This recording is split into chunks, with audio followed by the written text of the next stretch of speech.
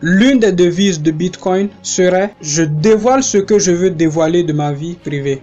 Et si Google voudrait savoir ce que je pense, qu'il paye. » L'homme du 21e siècle est la nouvelle matière première.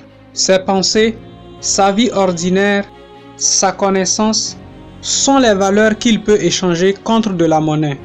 Bitcoin a démontré sur 10 ans que le capitalisme était désormais dépassé et que l'économie de partage était le nouveau modèle. Pour revenir au Togo, les transporteurs du Togo sont représentés par des syndicats.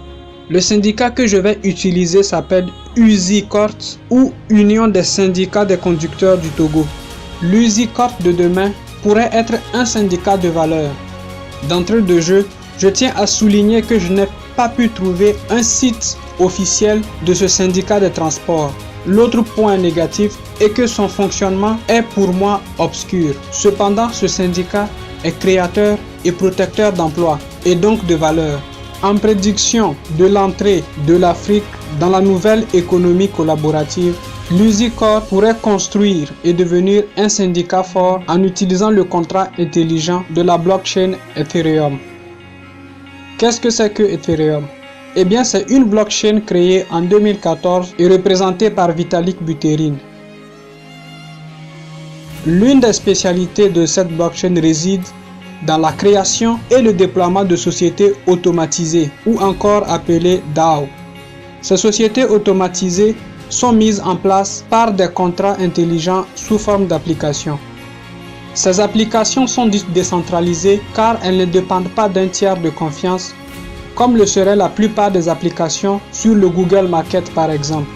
De ce fait, elles ne peuvent être retirées des plateformes ou censurées et modifiées une fois qu'elles ont été déployées. Ceci permet de créer de nouveaux marchés, garder les registres ou comptes de dettes ou de promesses, de faire des transactions en accord avec des instructions passées, présentes ou futures, le tout sans nécessité d'une tierce personne.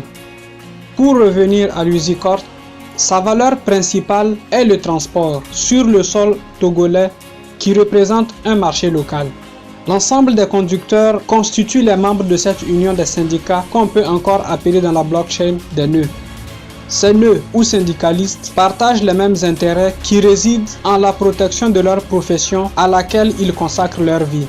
Cette profession de transporteur leur permet d'avoir les moyens nécessaires pour subvenir à leurs besoins et aux besoins de leur famille. Ainsi, leur vie est adaptée à l'économie locale. Mais avec des sociétés comme Uber, il ne fait aucun doute que le marché local des transports, protégé par l'USICORT, serait chamboulé.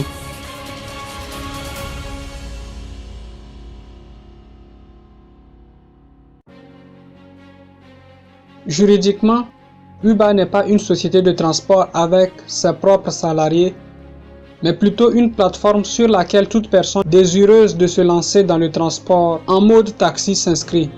Entre la société Uber et cette personne est alors créé un contrat de partenariat et non de salarié. La particularité de Uber, c'est qu'elle fixe le prix des transports et sert d'intermédiaire de confiance entre le client et le conducteur.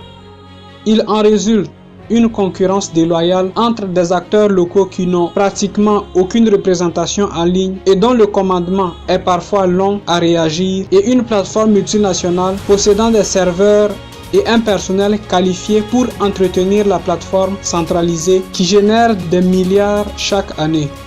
Un organisme automatisé et décentralisé peut répondre à certaines problématiques du marché local des transports. Il s'agira d'un système basé sur la Lex Cryptographica qui pourrait coordonner les activités des syndicalistes du transport de Lomé de façon transparente et inclusive. Il faudrait écrire dans le code des règles qui tiennent compte à 100% des intérêts de l'USICORT.